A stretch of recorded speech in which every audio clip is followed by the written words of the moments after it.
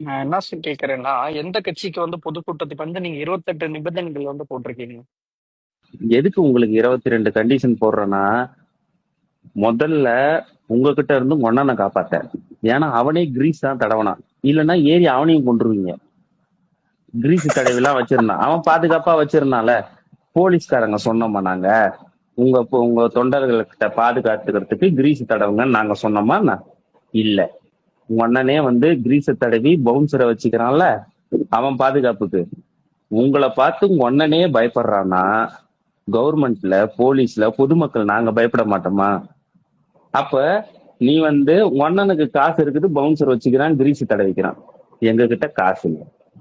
நாங்க வந்து உங்களை பார்த்து பயப்படுறோம். ஏற்கனவே அந்த கொடி கிடி எல்லாம் உடைச்சு போட்டு போனீங்க. அந்த கவர்மெண்ட் சொத்தெல்லாம் அழிச்சிட்டு போனீங்க. ஏர்போர்ட்டை உடைச்சிட்டு போனீங்க. அப்போ உங்ககிட்ட பாதுகாக்கிறதுக்கு